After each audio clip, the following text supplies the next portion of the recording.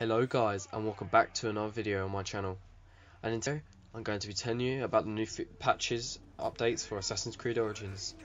So what's the biggest thing that's been added is the new horde mode, which is a new quest that they've added, which it begins as a quest. Yeah, it's quite a cool mission. You get like a reward at the end if you complete 5 waves, and it's basically you're fighting unlimited wave of enemies from the trailer that you saw at the beginning. Don't know if you reap any rewards. My highest is a wave 12 on my first attempt, which ain't too bad. Didn't really get anything out of it, but it's still really cool though. It keeps you playing, I suppose. Like if you're bored, if you don't do anything, then you can just turn to horde mode and just keep grinding out on that, really. I wish there was some more missions that have been added. So far I can't really find any, and I can't find the other Trial of the Gods, where you have to fight all 3 and then you get the Anubis outfit, which is really cool. I'll certainly have to find out, and I'll do a video for you guys of all the 3 gods. So yeah, that's really cool. And you fight in with all your weapons and that, so the weapons you've got selected, you're allowed to use those in the game, which is great. I've got my sword and all that. I don't think you change weapons. I don't think you can. I might be wrong, but yeah, I only just use the sword. I don't think you can change the weapons when you're in the horde, but you should be able to, because it wouldn't make much sense otherwise, would it, if you could only use only one weapon. The shield is from the newer god, Sekhmet, I think his name is. So yeah, that's where the shield's from. It's quite cool. I don't really use the shield, to be fair. I've always just used the sword, but I suppose it's handy when you're blocking your to block your opponent from taking your damage. And as you go through the horde mode, it's going to get tougher and tougher the higher the wave you go. So yeah, that's quite interesting.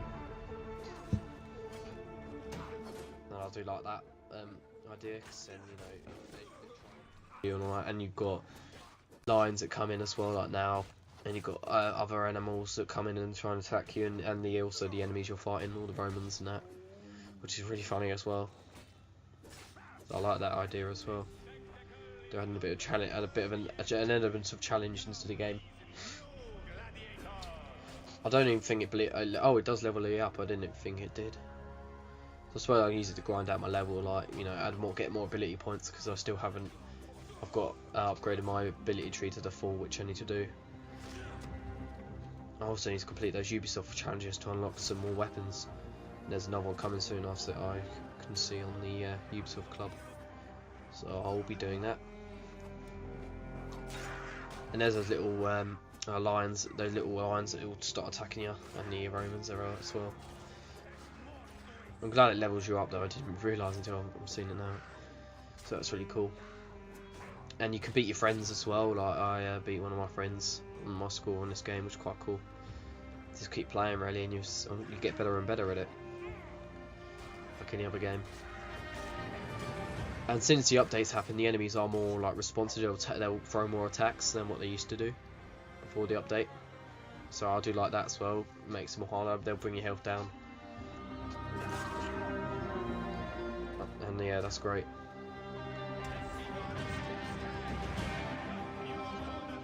I think it's wearing this the first civilization outfit that I've got. I think it does like bring your health up faster, or it might just be the perk I've got where speeds up your health fast. Because it always goes up in like a second, 2 seconds. It always goes up really quick, which is good. I do like that idea, because then it will keep me going if I move away. And yeah, here is the customization. So if you, instead of the button combination, you can change Bike's beard and his hair and all that, and you don't have to have your helmet on either. You can take that off. And yeah, you can decide if he wants long hair or short hair. And on here you have all your completed objectives. They'll be gold, so it's more easy to identify what you completed and what you haven't. And if they're white, then that means you still need to do them if you want to. And that's really cool. I do like that. And there is where the new mission is. The challenge. Here comes a new challenger. That's the horde mission, horde mode. And here's some of the new outfits and bows you can get. from the buying and microtransactions, but most of them you can get from hacker chests from helping Reader from the everyday missions, and there's some of the other outfits. The First Civilization packs. Here we are. You can also get the Gladiator outfit now, I believe it's in hacker chests, and there's the festive chest right there. And there's some of the other stuff you get that was already in the game before the update from the very beginning. But you can always just grind it out with hunting, and there's some helix points as well, I believe they're called. So that's cool. So here is how you set up the nightmare difficulty, so that it takes more hits on the enemies when you attack them, which is handy. You'll see in a minute how the enemies attack. Here I'm just checking it's all set up. Alright, here we are. You'll see it'll take quite a few hits. It should do anyway. Well, as they're a lower level, there is a high level part. Well, I take out the enemies and it takes about good 3 hits. That's when you activate the enemy scaling, so it will be like a level below you. And yeah, so that's cool. But I just love how more responsive they are, because it just does make it harder, more difficult, especially for people that have then just purchased the game with all these new updates that have been put in place as well. So it gives a lot of people more of a chance to fight those bosses that come on later on into the story, like the Order of the Ancients. And that I will be coming back to this gameplay soon, guys, as well. I haven't forgotten. I will be coming back to it as soon as I can, so we can get that done. As all these new options are in, which is good, it should be more of a challenge to fight these bosses now. Like I said, it is a Thursday, so I'll be uploading this today. By the time you see this video, it'll be already on a Thursday. Like I said, I probably will upload them some other days as a bonus. So as you can see him, he just flew through about 4 hits right there. For some reason the shield breaking perk doesn't need to work, I don't think, unless I'm not doing it right. I think you can kick them over and it breaks their guard, which is always good when you may need it. Oh yeah, there's the enemies there. They're the high level enemies right there that I've just attacked. And you can see it's quite a few hits. From when they give you 4 hits and when I attack them it was about 3 hits. And there's also a new photo mode edit that's been added. Some new features on photo mode as well. I'm not quite sure, but I know you can tilt the camera now or something. I don't think you could do it before.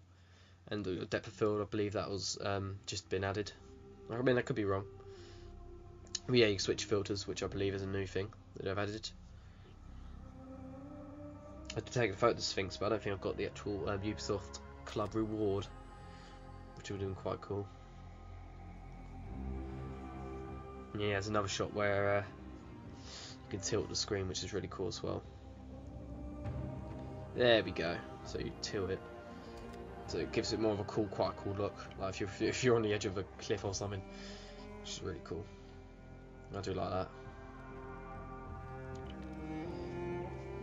And yeah, I've done all the missions from all the new updates, like the horde mode and all that. I mean, I will go back on it to fully make sure I rank up my a tree on my level 40 account, so I can fully max that out, which would be really good. It certainly seems a lot quicker, I think, like loading wise and everything. There's quite a lot of improvements. There's always been a bug patch as well. That's they've patched some bugs in the game as well. Another patch for that, which is good. But I haven't really experienced any glitches really, truthfully. Just a few frame rate drops here and there, but it's pretty rare when you come across them, to be fair.